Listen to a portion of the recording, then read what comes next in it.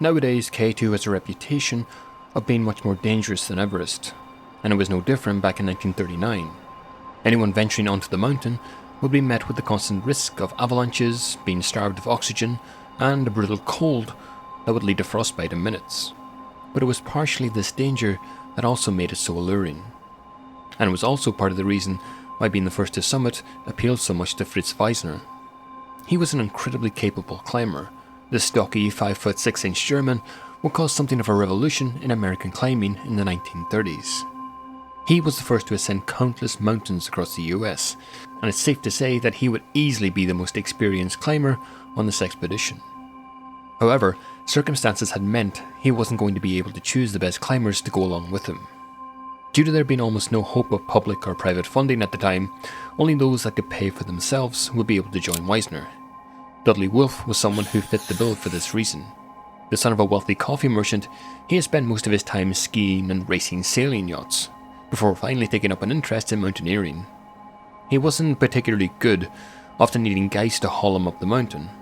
Regardless, he was very strong and could put up with difficult conditions, something which was going to be abundant on K2. Second in command would be Tony Cromwell. He had more sense than anyone else in the American Alpine Club at the time, although again they were mostly guided. He was not used to being put in a leadership role when it came to mountaineering, and he did vow not to climb too high up K2. But this would also mean that the rest of the team would have to compensate, especially when it came to refueling and resupplying the higher level camps. That just left the remaining three, two of which were classmates, Chappelle Cranmer and George Sheldon, who were full with enthusiasm even if their experience didn't really match it. And then last but not least was the team doctor, Jack Durrance. He was partially funded by the wealthy club members as he couldn't afford the expedition solely by himself. He had also yet to begin medical training. But overall for the cash-strapped expedition, this was going to be the best they could do, as several other, more experienced climbers had backed out.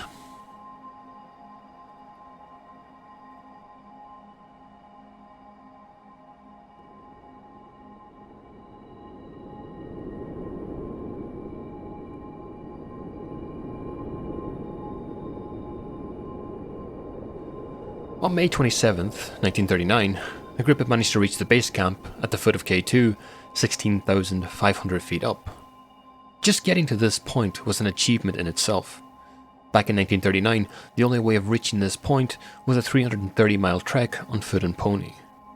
The landscape they would have to pass through was bleak and barren, with settlements dotted all along their route, and the further they went, the more rundown and desolate they would become. Despite these challenges, however, the group seemed to be in an upbeat mood. Buoyed by the upcoming expedition and the sight of K2 coming into view ahead of them, there couldn't help but be a sense of excitement between the six men. However, it wasn't long before 6 would become 5. Chappelle Cranmer had become seriously ill.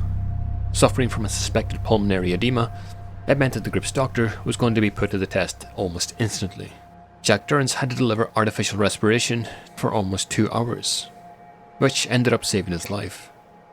But this also now meant that Cranmer would be taking no further part in the climb, leaving the already lacking and experienced group of 6 in a much more precarious situation, as their second best climber, behind Wiessner, was now largely out of the expedition.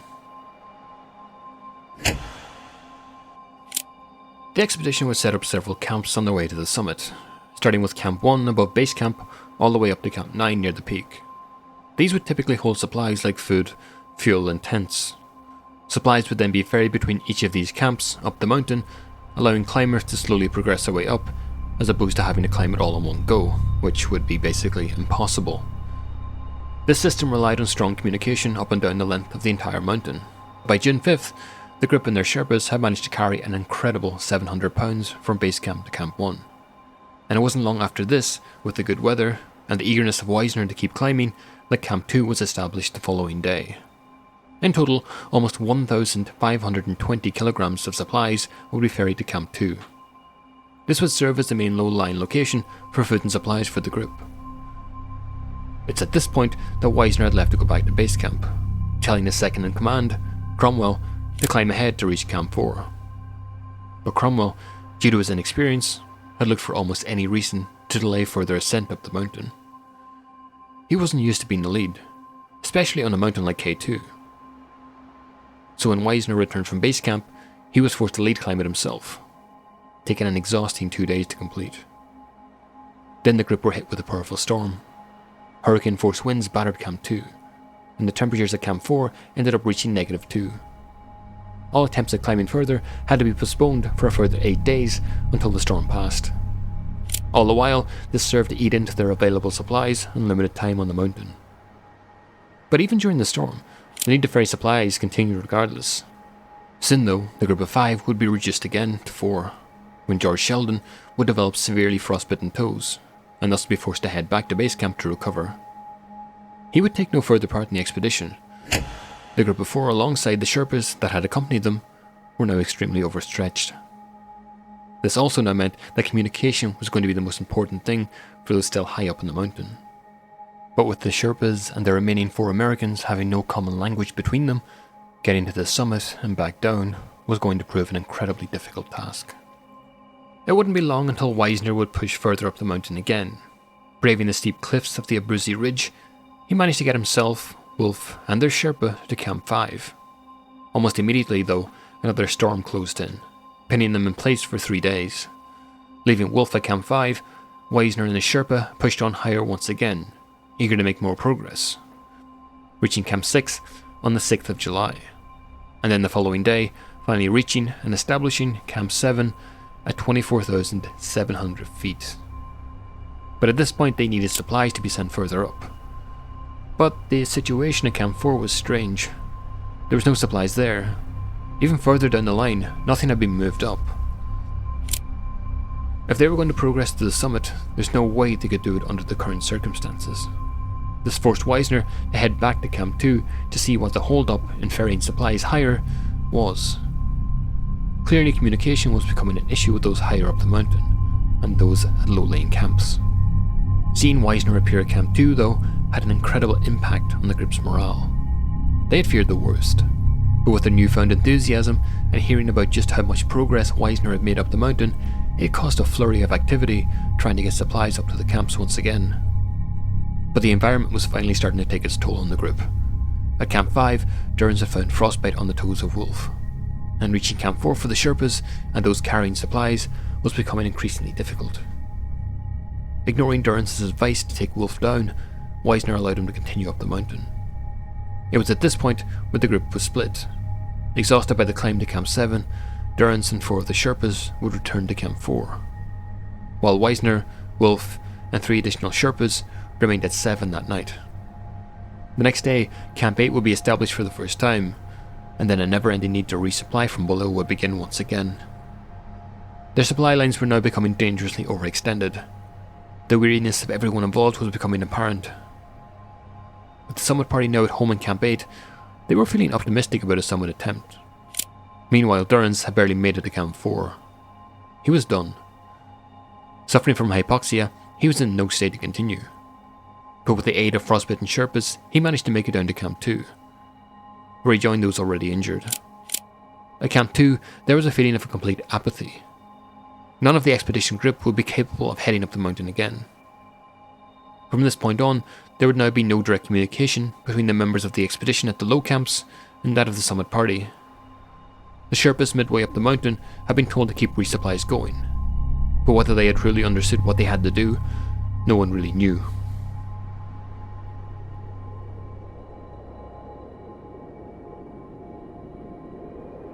Completely unaware of just how dangerous the situation below them was becoming, Wiessner, Wolf, and Lama, their Sherpa, once again started pushing for the summit, but Wolf had to turn back almost immediately, his frostbitten toes making it extremely difficult for him to pass over a massive fissure in the ice known as the Bergschrund.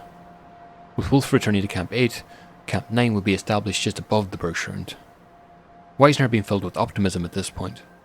They weren't far from the summit, and the weather was extremely good. All signs pointed to a successful summit attempt. He even stated himself that our position on the mountain was extremely favourable. We had built up a series of fully stocked camps up the mountain. Tents with sleeping bags and provisions for many weeks stood ready at Camps 2, 4, 6 and 7.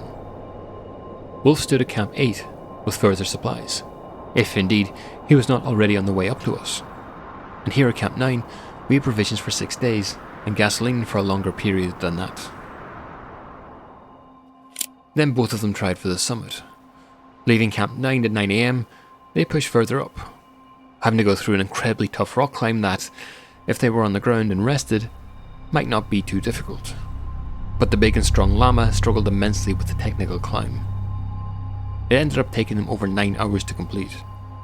But now only 800 feet stood between them and being the first 2 people on Earth to ever summit K2. But Llama had had enough. He didn't care about being the first. He just wanted to be alive. The 9-hour climb had taken too much out of him, and with night closing in, the risk for him was just too much. He refused to let out the rope any further, and so both he and Wiessner had to head back to Camp 9. They did make another attempt the following day, but going a different route. But unbeknownst to them, the weather had changed, and made this route impassable. It's also around this time that they also started to notice that no supplies had reached Camp 9.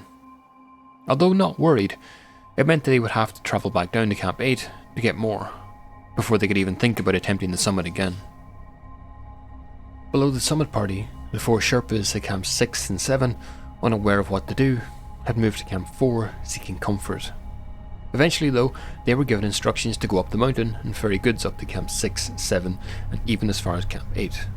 Then they were told to wait for news from Wiessner and his party above. They would end up only going as far as Camp 6. On one occasion they did manage to reach Camp 7, with one sole Sherpa venturing to 500 feet below Camp 8. But not wanting to go much further alone, he called out instead, hoping to be met with some sign from Wolf or the rest of the party that they were still there. But instead, there was just silence. Whether Wolf heard him or not, we'll never know. When you combine the silence and the signs of avalanches nearby, it was enough to convince the Sherpa that the 3 men had met their end. So heading back to Camp 7, he convinced the others that the group above were dead. By July 23rd, they were all back at base camp, the day everyone was meant to leave the mountain. By the time the 4 Sherpas had left the mountain, all the camps from 4 and below had had their tents and sleeping bags removed. This was detailed in a note that Durrance, still recovering at Camp 4, had received from Cromwell. He had thought that by the time the camps were clear, the summit party would already be on their way down. And as they were leaving on the 23rd to go home, it made sense to clear the camps ahead of time. So having taken everything down, Durrance and Cromwell waited at the base camp until the 23rd, where they expected to meet with Wiessner and Wolf. Except the only people that arrived were the 4 Sherpas. By this point, no one had heard from the summit party for over a week and a half. One day before they were meant to leave, Wiessner and Llama, unaware of what had happened, returned to Camp 8, hoping to gather more supplies, replace Llama with a fresher Sherpa, and then Wiessner was going to attempt the summit again. That was the plan, but what they found was horrifying. The camp hadn't been resupplied at all, and Wolf was in a horrid state. He'd run out of matches, meaning cooking or even melting ice to get water was impossible. Wiessner had no idea what had happened, but there was going to be no way he could try for the summit now. They had to go down.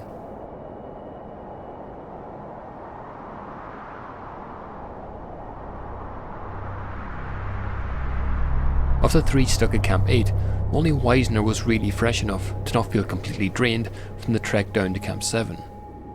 However, all 3 did manage to make it, but not before Wolf almost dragged all 3 of them into the Goodwin-Austin Glacier on the way down.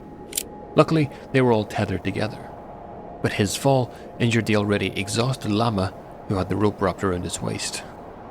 The risk of all 3, if Wolf continued down the mountain, was too high, so it was decided between Wiessner and Wolf themselves that he would stay at Camp 7, while the other 2 would continue to Camp 6. Hopefully there, they would find more supplies and then try for the summit once again. At this point they still thought they could make it up, but upon reaching Camp 6, they found no further supplies. Then at Camp 5, nothing again. Camp 4, nothing.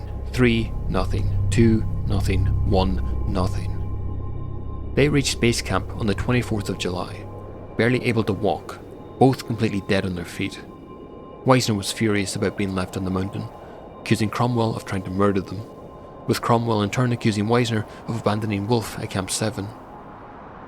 But regardless of how each man felt about their expedition partner, there was still one man left alone, with barely any supplies, exposed to the harsh elements, and completely exhausted, on one of the most dangerous mountains in the world, and he needed to be rescued. With base camp being packed up, the expedition seemed over. Jack Durrance, the team's doctor, left with 3 Sherpas to go up the mountain to attempt a rescue of Wolf, who, at this point, was still stuck at Camp 7. He noted in his diary on the 25th of July that, "I left with Dawa Thundup, Finzu, and Pazang Ketar to rescue Dudley."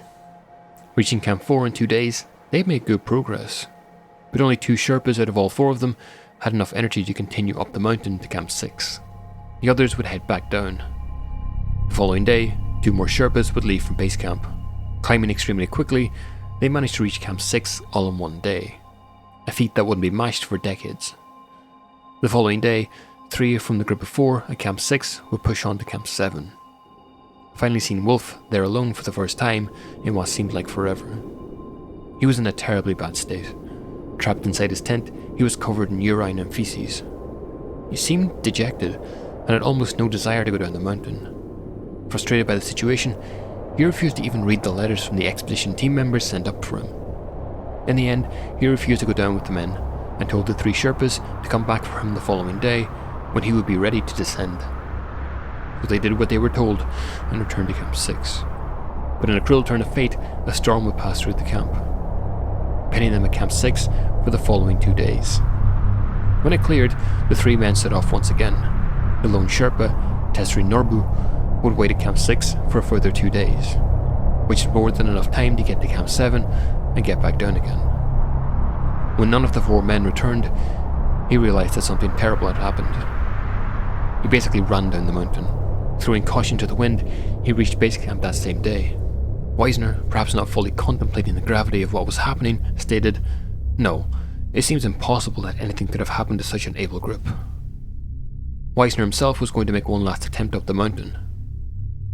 He, alongside Tesri Norbu and Dawa Thundup, the 2 Sherpas, set off on the 3rd of August, but it ended up taking them almost a day to reach Camp 1. Progress was excruciatingly slow. Then one last storm blew in, sealing the 4 men's fate. Wiessner and his team were trapped at their camp for 4 days. Wiessner himself had now given up all hope. Even if they did manage to reach Camp 7, without any food or supplies, there was simply no hope for the 4 men that they could survive. They were all dead. The 3 men managed to get back to base, but all of them had been thoroughly beaten up. The expedition was now truly over. The aftermath had been filled with bitterness and blame. Wiessner and Cromwell would be enemies for life, both blaming each other for the death of Wolf and the 3 Sherpas. In his report to the American Alpine Club, Wiessner would state that they had every intention of returning to Camp 7 after gathering supplies from Camp 6. But everything had been cleared, and every lower camp they went to told the same story. The fact that the camps below them had been cleared while they were still on the mountain never seemed to gain traction with the wider climbing community. This led to a lot of scrutiny being placed firmly at the feet of Wiessner. It wouldn't be until 1956, in a book published by the man himself about the expedition, that his version would gain more traction and seemed to rehabilitate his reputation within the climbing community. He would go on to be elected as an honorary member of the AAC in 1966. The 1939 expedition serves as a cruel reminder that communication, especially on some of the most difficult tasks on Earth, like climbing K2, is one of the most fundamental principles for a successful outcome. Without it, you end up running the risk of failing, getting injured, or in the worst case, ending up like Wolf and the 3 Sherpas, Pesang Kikuli, Pesang Ketar, and Finzu. May they rest in peace.